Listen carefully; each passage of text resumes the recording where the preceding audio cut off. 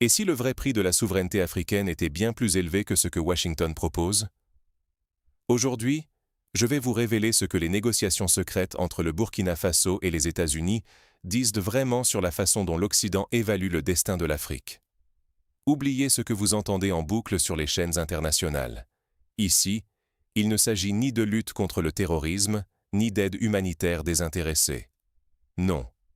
Ce qui se joue dans l'ombre, c'est un bras de fer autour de la richesse cachée du continent. Nos terres rares, nos ressources stratégiques, notre droit à décider de notre avenir. Imaginez la scène.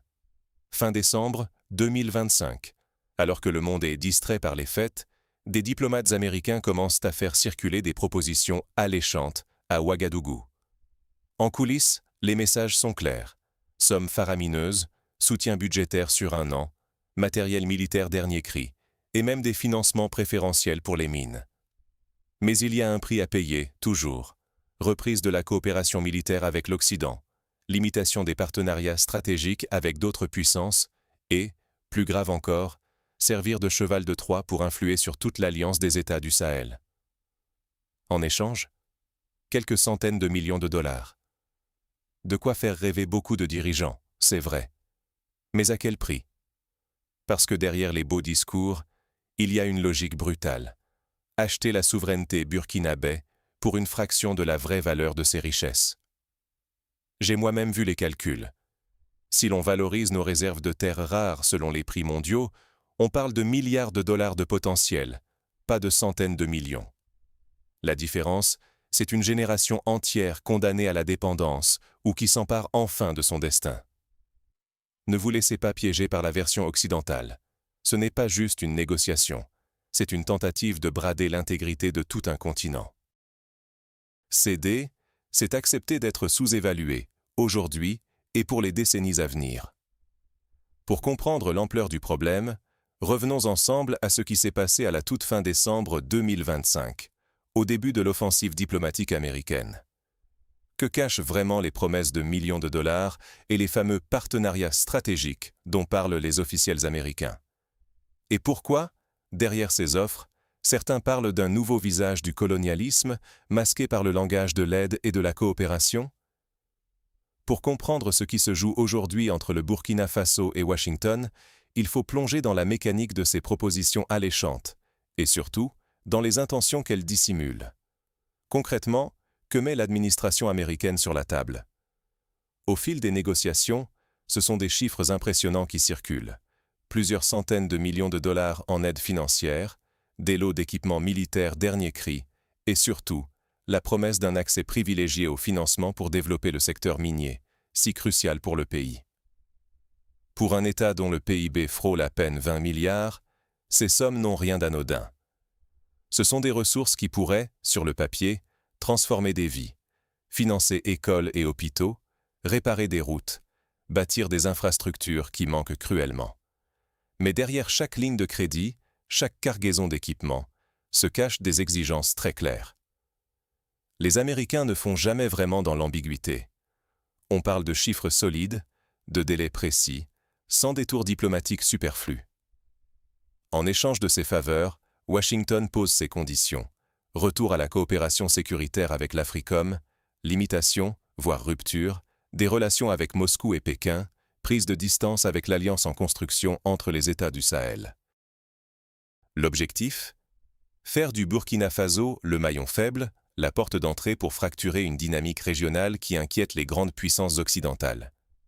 C'est une formule bien rodée, offrir ce qui semble être une chance unique, tout en imposant des contraintes qui enferment le pays dans un réseau d'obligations et le coupent progressivement de ses alliés naturels. Beaucoup de dirigeants africains, face à ce dilemme, rationalisent l'acceptation de ces offres. Après tout, qui pourrait blâmer un chef d'État pour vouloir améliorer immédiatement le quotidien de ses concitoyens? Les écoles, les routes, les hôpitaux, ce sont des besoins réels, pressants, et l'argent américain pourrait les rendre tangibles, visibles en quelques mois. Et c'est là que réside la vraie force psychologique des diplomates américains. Ils savent parfaitement jouer sur la corde du réalisme, du pragmatisme. Ils espèrent que face aux urgences du terrain, les principes de souveraineté paraîtront abstraits, presque secondaires. J'ai moi-même, en tant que responsable politique, ressenti ce tiraillement. Pendant un instant, j'ai imaginé expliquer à mon peuple que j'avais décroché des investissements colossaux, que j'allais transformer le pays. J'ai compris, dans ce bref moment d'hésitation, comment tant de dirigeants africains avant moi ont pu se convaincre qu'ils négociaient habilement, alors qu'en réalité, ils cédaient l'essentiel, l'indépendance de décision. Mais accepter ces sommes, c'est aussi s'exposer à un risque immense. Car derrière l'argent, il y a la logique d'isolement. Se couper de ses partenaires sahéliens, abandonner la construction d'une puissance régionale, et surtout, livrer nos ressources à des prix dictés par d'autres.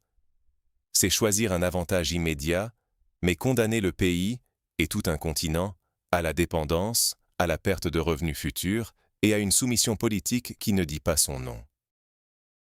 Il faut aussi comprendre la séquence qui se met en place quand un pays refuse ses offres. D'abord, la phase des carottes, aides, promesses, partenariats. Puis, si la porte reste fermée, commence la pression. Campagne médiatique, déstabilisation politique, parfois jusqu'à la tentative de coup d'État. Ce schéma s'est vérifié à chaque fois que le Burkina Faso a renforcé ses liens avec la Russie ou la Chine, ou affirmé publiquement sa souveraineté. Et cette logique d'escalade n'a rien d'une coïncidence. Alors, pourquoi une telle insistance pour s'emparer de nos terres rares, de nos ressources stratégiques? Pourquoi ces chiffres, qui paraissent énormes à première vue, sont-ils en réalité bien en deçà de la richesse potentielle du pays? C'est là que la vraie manipulation commence, car la valeur réelle de nos ressources dépasse largement les montants affichés dans les négociations. Mais ces chiffres cachent une réalité économique encore plus choquante: la vraie valeur des ressources africaines. Et si l'on vous proposait des miettes pour un trésor immense? Imaginez un instant. Vous détenez un coffre rempli de joyaux rares, et quelqu'un frappe à votre porte, prêt à vous offrir quelques pièces de monnaie, à condition de repartir avec le tout. Voilà, dans les grandes lignes, la réalité des négociations entre le Burkina Faso et Washington autour des terres rares. On parle ici de minéraux comme le néodyme et le dysprosium, essentiels pour fabriquer des voitures électriques, des smartphones, des missiles, bref, tout ce qui structure la puissance technologique d'aujourd'hui et de demain. À Zungu, Mangodara et dans d'autres sites, les études géologiques du Burkina Faso estiment que les réserves exploitables pourraient valoir des milliards de dollars sur 10, 20 ans. Pourtant, ce que proposent les États-Unis? À peine quelques centaines de millions, assortis de conditions politiques et diplomatiques, pour un accès exclusif ou prioritaire sur ces ressources. Faisons un rapide calcul. Début 2026, le néodyme se négociait à environ 103 $ le kilo, le dysprosium autour de 921 $ le kilo. Les gisements burkinabés pourraient contenir des dizaines de milliers de tonnes, soit potentiellement des dizaines de milliards de dollars. Alors oui, on comprend vite le déséquilibre. Accepter ces deals, c'est vendre un bien inestimable pour une fraction ridicule de sa valeur, tout en sacrifiant la capacité du pays à peser sur l'avenir technologique mondial. Pourquoi ces offres semblent-elles si généreuses dans les médias occidentaux? Parce qu'on fait tout pour occulter leur véritable nature. Ce ne sont pas des aides, mais des avances sur recettes, des anticipations d'une mainmise qui se traduira, pour l'Afrique, par des décennies de pertes économiques. Mais la stratégie occidentale ne se limite pas à la négociation. C'est tout un jeu de carottes et de bâtons qui se met en place, souvent en coulisses, parfois au grand jour. Regardez la chronologie. Le 16 décembre, Washington annonce un travel ban, restreignant l'accès de certains officiels burkinabés au territoire américain. 2 semaines plus tard, une tentative de déstabilisation politique, une sorte de coup d'État, survient le 3 janvier. Coïncidence? On peut en douter, tant la synchronisation entre pression diplomatique, sanctions et tentatives de fragilisation interne est flagrante. C'est le manuel classique. On propose une solution partenaire, on brandit la menace de sanctions si le pays refuse, et, en cas de résistance, on tente de créer l'instabilité. Mais voici ce qui change la donne. Pour une fois, le Burkina Faso ne se contente pas d'encaisser les coups. Le 31 décembre, juste avant le passage à la nouvelle année, Ouagadougou et Bamako annoncent ensemble des restrictions de visa contre les citoyens américains. Ce n'est pas une vengeance puérile, mais un signal stratégique.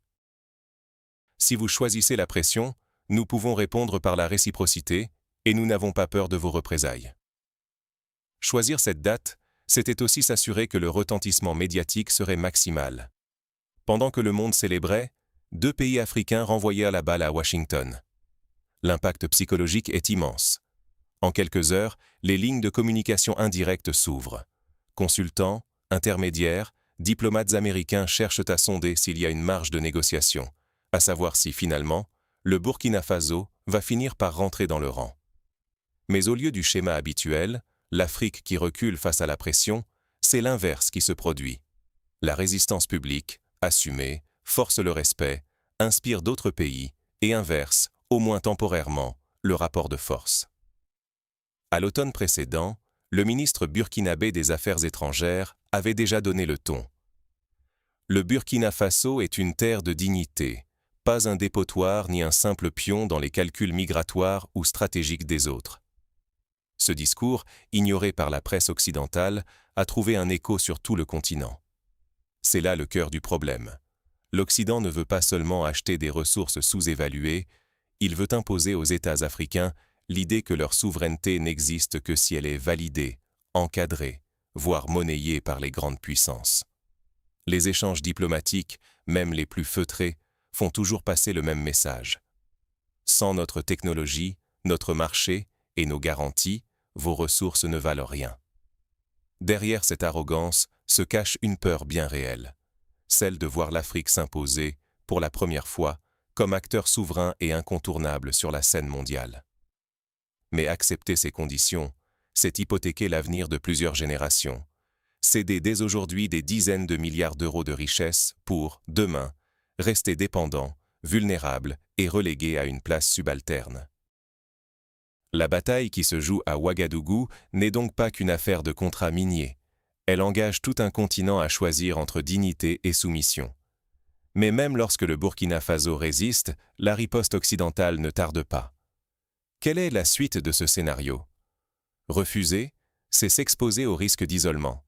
Mais accepter, c'est hypothéquer l'avenir. Que choisir? Voilà le dilemme auquel le Burkina Faso, et plus largement toute l'Afrique, se trouve confronté aujourd'hui. Lorsque le Burkina Faso a refusé les offres américaines, la réaction de Washington ne s'est pas fait attendre.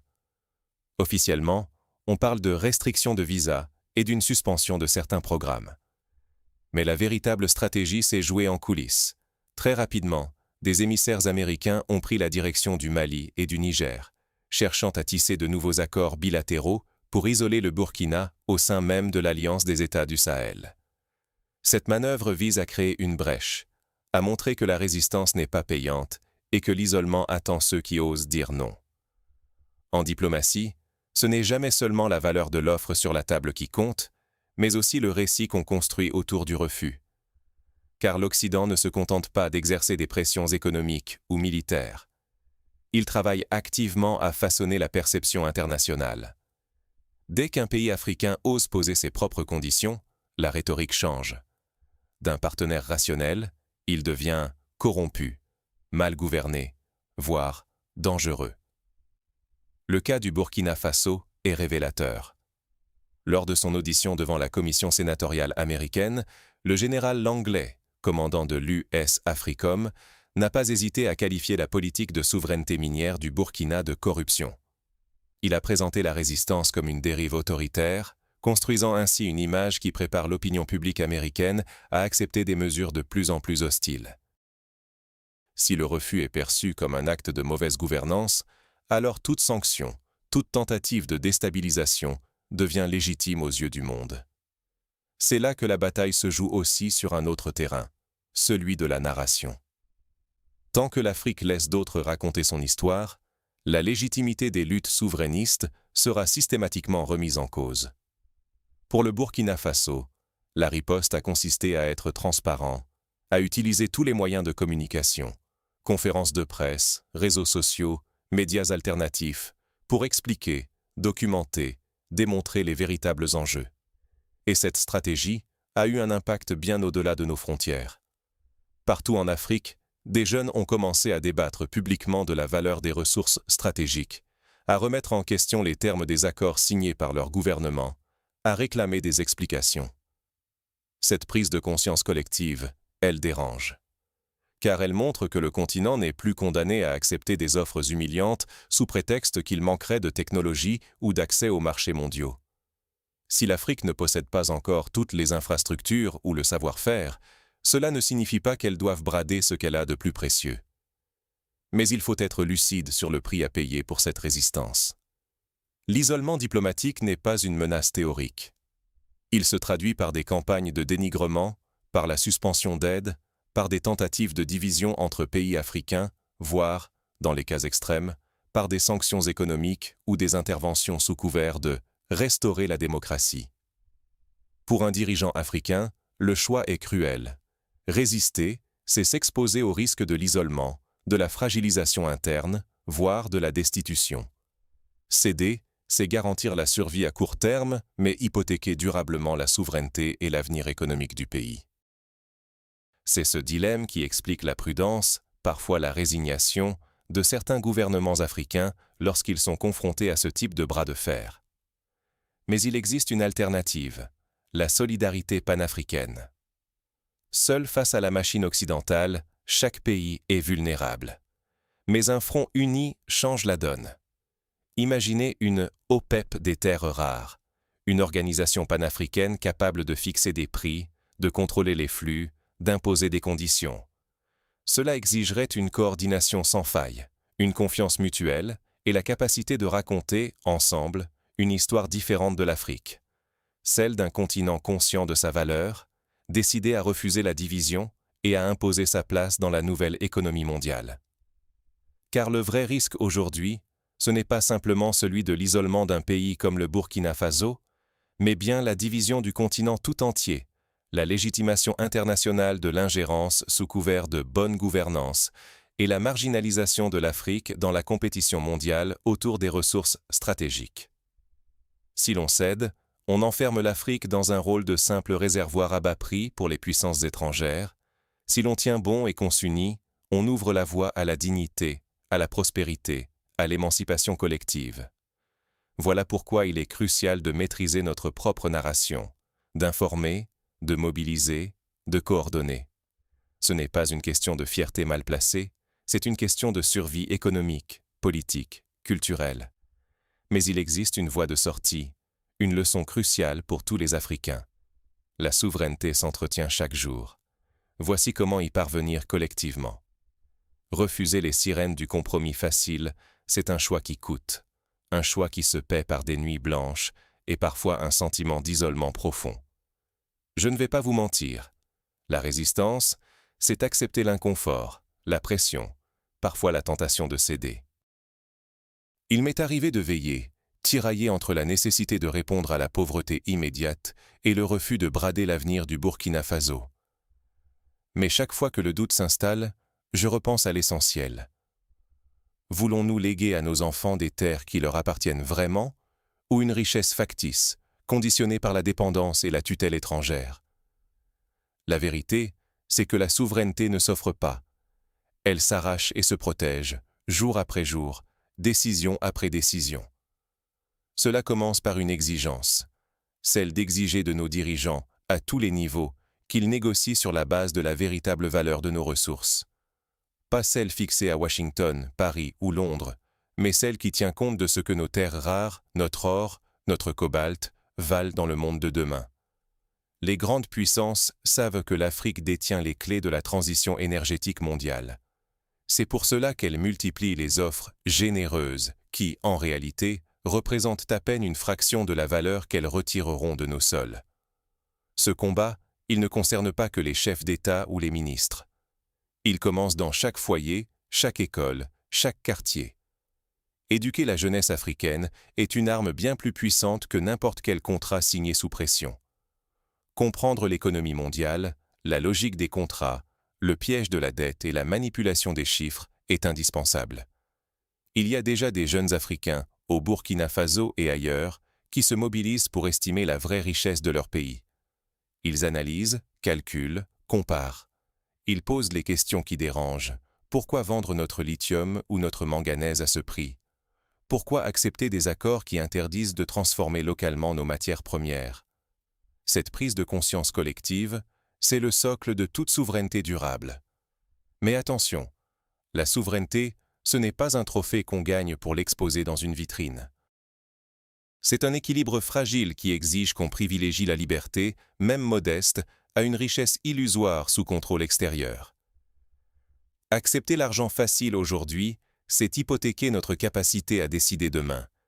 C'est pourquoi il est vital de multiplier les partenaires, de négocier avec plusieurs blocs, de refuser de rester captif d'un seul acteur, aussi puissant soit-il.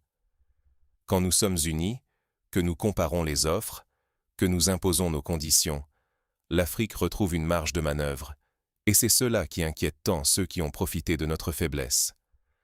Si nous ne faisons pas cet effort collectif d'information, de vigilance, de solidarité, ce sont d'autres qui continueront à décider pour nous. Ce n'est pas seulement une question de perte financière, de manque à gagner ou de mauvaise gestion. C'est l'avenir du continent qui est en jeu. Imaginez une génération qui hériterait d'une Afrique affaiblie, contrainte de mendier l'accès à ses propres ressources, incapable de transformer ses richesses en emplois, en infrastructures, en indépendance réelle. C'est ce scénario que nous avons le devoir d'empêcher. Alors, que peut faire concrètement chacun d'entre nous? Cela commence par l'éducation, se former, s'informer, comprendre comment fonctionne le monde, refuser les discours simplistes. Cela passe aussi par le débat, la mobilisation, la pression sur nos décideurs pour qu'ils rendent des comptes sur chaque signature, chaque contrat. Et cela implique de soutenir les réseaux d'information alternatifs, de partager, d'expliquer, de défendre une vision africaine des enjeux mondiaux face au rouleau compresseur des médias étrangers. En fin de compte, le vrai enjeu, c'est de sortir du piège du choix binaire entre pauvreté digne et richesse sous tutelle. Il faut oser imaginer une prospérité construite sur nos propres termes. Cela prend du temps, cela demande du courage, mais c'est la seule voie vers une Afrique respectée, libre, capable de peser dans le jeu mondial. Rien n'est jamais acquis. Chaque génération doit choisir entre la facilité d'aujourd'hui et l'indépendance de demain. À nous de faire le bon choix, collectivement. Il est temps de conclure et de rappeler ce qui est véritablement en jeu. L'Afrique n'a plus à s'excuser de défendre ses intérêts. C'est le moment de le dire clairement, de le vivre pleinement, et d'arrêter d'accepter que d'autres décident à notre place de la valeur de nos ressources, de notre avenir et de notre dignité. Pendant trop longtemps, le narratif dominant a voulu nous faire croire que nous devions être reconnaissants pour chaque aide, chaque partenariat, chaque offre venue d'ailleurs, même quand ces offres signifient brader notre potentiel pour des miettes, ou échanger notre souveraineté contre un confort temporaire qui nous laisse dépendants, affaiblis et sans contrôle réel sur notre destin. Face à cette réalité, la question essentielle n'est pas simplement celle de la sécurité ou des quelques millions de dollars promis dans les négociations avec Washington. Non, le vrai enjeu, c'est la capacité des Africains, et des Burkinabés en particulier, à dire non à ce qui n'est pas acceptable. C'est refuser la logique qui voudrait que notre continent soit condamné à choisir entre l'extrême pauvreté et la soumission, entre l'humiliation et la main tendue pleine de conditions cachées. C'est affirmer que nos terres, nos richesses, nos terres rares valent bien plus que ce que l'on nous propose, et que notre dignité ne se monnaie pas. Dire non aux offres généreuses de ceux qui veulent nous imposer leur prix, c'est un acte de courage. C'est aussi un acte de responsabilité envers les générations futures. Car à chaque fois que nous cédons, à chaque fois que l'on accepte de sacrifier notre souveraineté pour une solution de court terme, nous hypothéquons l'avenir de nos enfants. Au contraire, chaque négociation menée avec fermeté, chaque décision prise pour garder le contrôle local sur l'extraction, la transformation et la vente de nos ressources, c'est un pas de plus vers une Afrique maître de son destin. Je m'adresse particulièrement à vous, la jeunesse africaine qui regardez cette vidéo. Vous êtes la génération qui héritera d'une Afrique vraiment souveraine, ou d'un continent éternellement subordonné. Le choix est devant vous, et il est vital de s'informer, de comprendre comment fonctionne l'économie mondiale, de se former sur les mécanismes de l'extraction de la richesse africaine, sur les enjeux des terres rares, sur la façon dont la dette et les accords commerciaux sont utilisés pour maintenir notre dépendance. Il faut exiger des dirigeants qu'ils rendent des comptes, qu'ils négocient mieux, qu'ils assurent la transparence des contrats, que la richesse africaine serve d'abord au développement des Africains, et soutenir ceux qui osent défendre ces principes, même s'ils commettent des erreurs. Car l'alternative, c'est de laisser la parole aux beaux discours qui promettent l'unité tout en signant en coulisses des accords qui nous privent de notre futur. L'alternative, c'est une Afrique qui continue de recevoir des miettes alors qu'elle possède l'or, l'uranium, les terres rares et surtout l'énergie et la créativité de sa jeunesse. Ce n'est pas par la passivité ou l'attentisme que nous préserverons notre avenir. Le choix de la passivité, c'est accepter la confiscation du futur africain, c'est se résigner à la dépendance, à la perte d'autonomie, à l'érosion du respect international. À l'inverse, le choix de la mobilisation, de l'exigence, de l'audace, ouvre la porte à une indépendance réelle et au progrès collectif. Aucun montant d'aide à court terme ne compensera la perte du contrôle de nos ressources pour des décennies. Aucun partenariat imposé ne vaudra jamais la souveraineté conquise par l'effort et la lucidité. Nous n'avons plus à accepter la prémisse selon laquelle l'Afrique doit toujours négocier à genoux ou quémander l'approbation de l'Occident. La révolution, la vraie, commence dans notre tête. Passer de la subordination à la souveraineté, du complexe à la fierté, du suivisme à la détermination. À partir de là, tout devient possible. Alors, partagez ce message, discutez-en autour de vous, refusez les termes inacceptables et réclamez un futur digne de l'histoire et de la richesse de notre continent. L'Afrique n'a plus à être reconnaissante pour son propre pillage. L'Afrique se tient debout, fière, prête à reprendre en main son destin, sans plus demander la permission à qui que ce soit.